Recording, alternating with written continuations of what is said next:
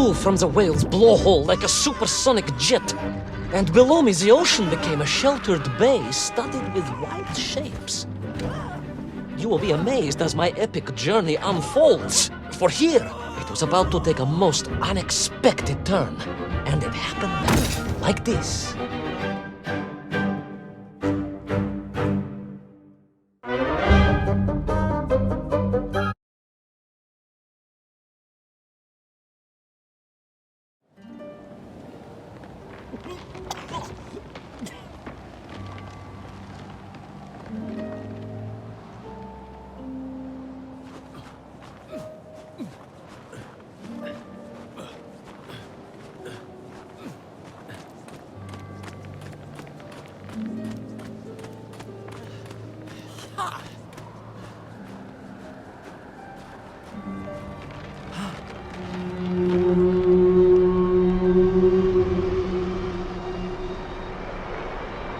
It was a beautiful but deadly wasteland.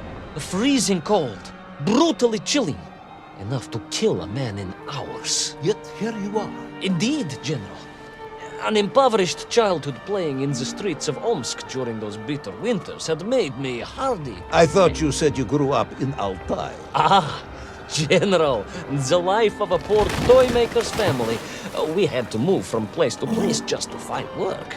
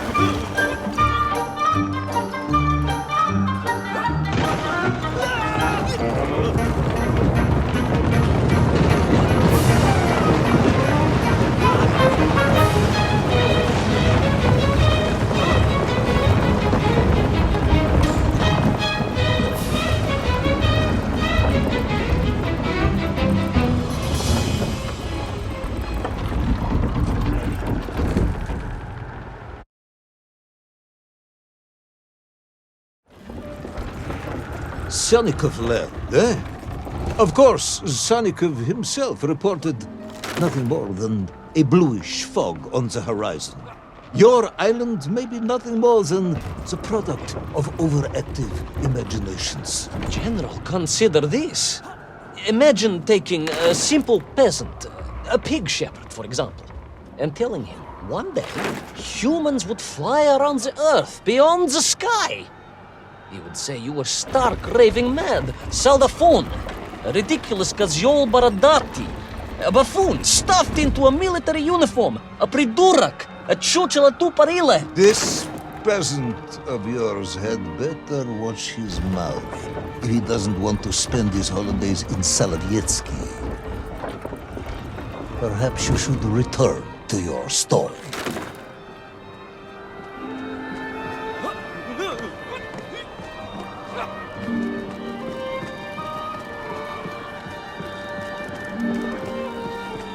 There in the cliff, I could not believe it. A hairy elephant, trapped and frozen in the ice. A mammoth? No, General, a hairy elephant. Who would think such a thing could be?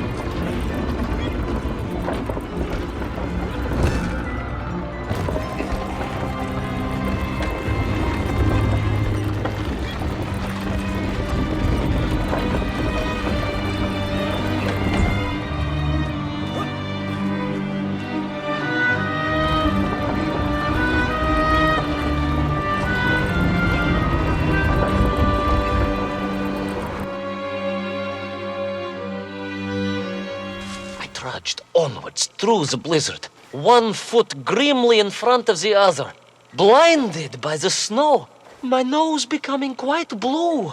My thoughts of home crushed under the weight of the plummeting temperature. I am bored, Ivan Ivanovich, and sick to my teeth of listening to this rubbish. Let us speak plainly now. You will tell me where my bomb is, or I will have you shot. I am just getting to that, General. Shot! Comrade Primal! Shot with real bullets, fired from a real gun, not some ludicrous Bultavia about lost cities and dinosaurs and Yankov and mammoth. It was a hairy elephant. No! I will not tolerate any more! Where is the bomb, Ivan Ivanovich? Where is little Orpheus? It was right there. What? It was there. At least I realized it must be.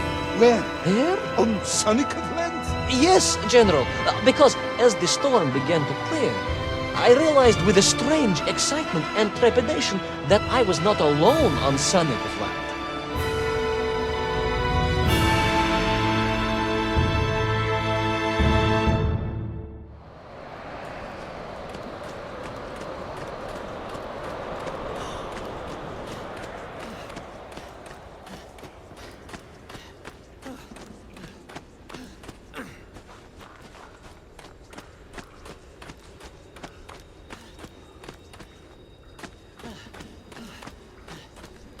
Wait.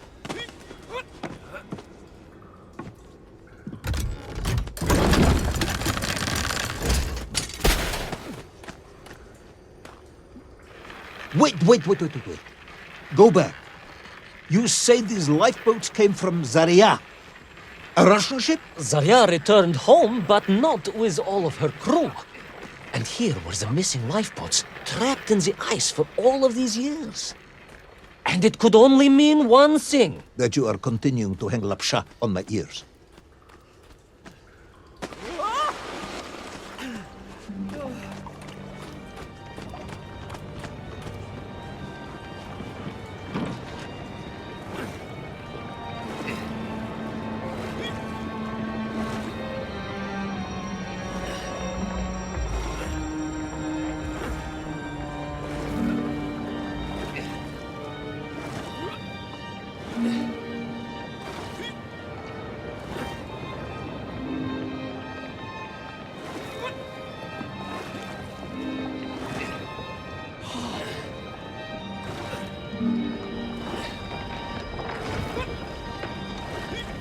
Baron Edward von Toll.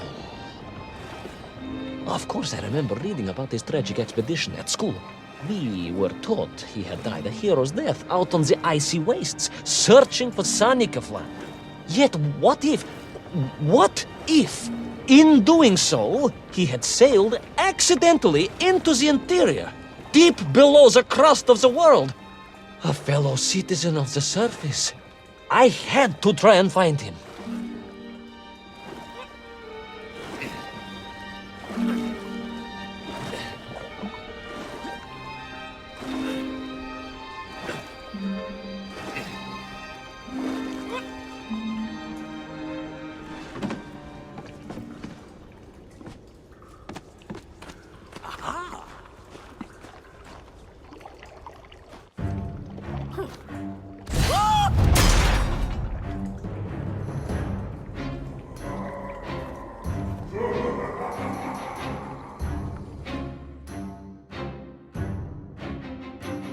A dead explorer stole my bow. Not dead, General, but quite insane. Perhaps it was the loss of the arm or the leg, or the long years in isolation. But Toll was clearly mad. You should have got along perfectly then. How I wish we had. But no, General. Whatever Toll's intention with little Orpheus was, I had no time to consider it. I was in mortal peril once more.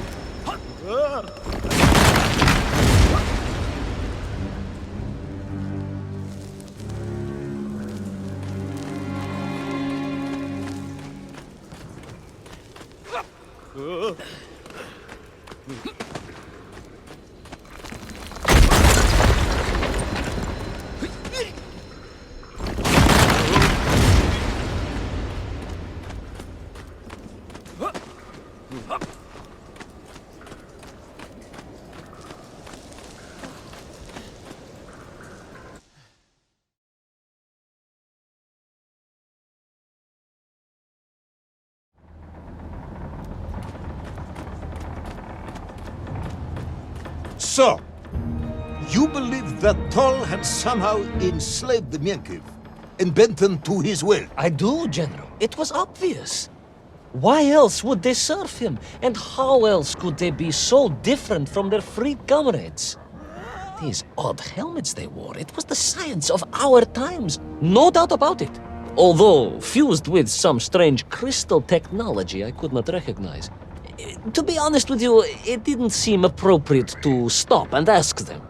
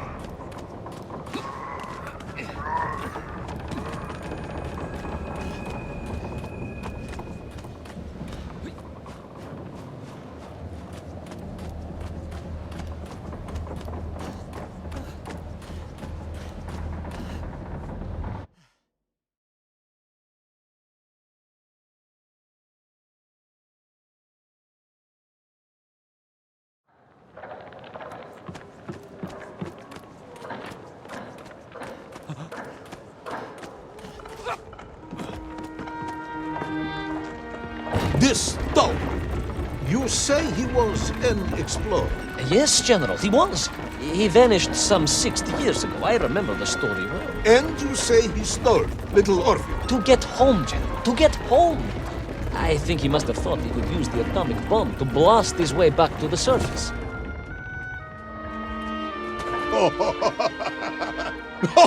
Brilliant, Ivan Ivanovich! And you expect me to believe that 100-year-old madman not only survived below the Earth's crust, but enslaved his Mienkiv, explored the lost worlds, and discovered the secrets of atomic power all by himself? A Tsarist general! An imperialist! No doubt harking back to the terrible days before the Great Revolution. And Estonian! Estonia. Estonian general! They are wily people.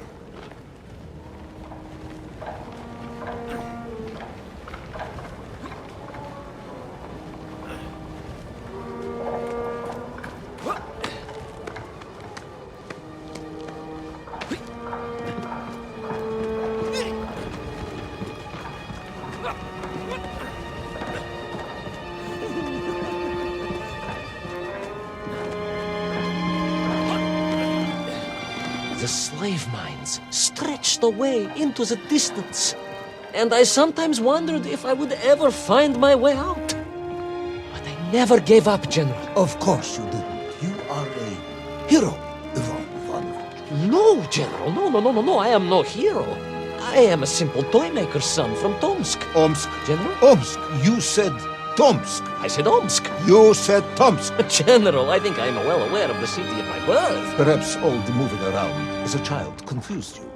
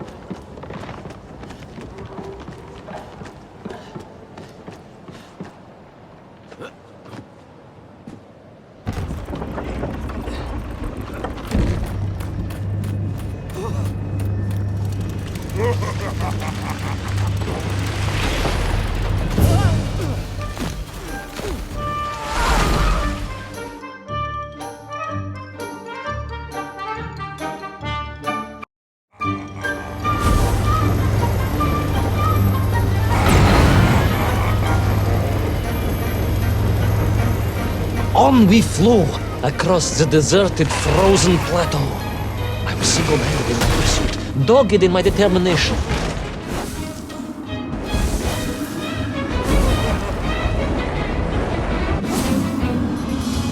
I would take back little Orpheus and prevent Toll from detonating the bomb. Ah, you are as humble as ever, Tavarish. Well, General, you are a great military leader, a great strategist, whereas I am simply the humble son of a watch toy maker, and driven by patriotic fever with no regard for my own safety. I rushed blindly on.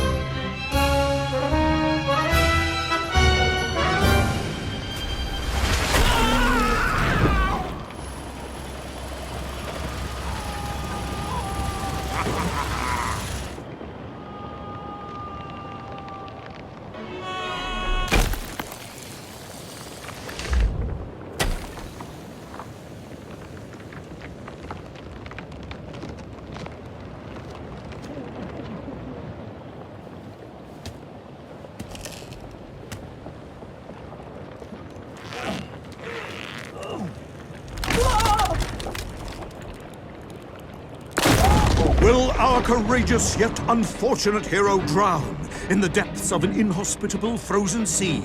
Will he thaw out in time to prevent Tull from detonating the bomb? Will the general holiday in Omsk next year? Or Tomsk? Or perhaps both? What exactly is the difference between a mammoth and a hairy elephant? All of these questions and more should almost certainly be answered in the next exciting episode of Little Orpheus!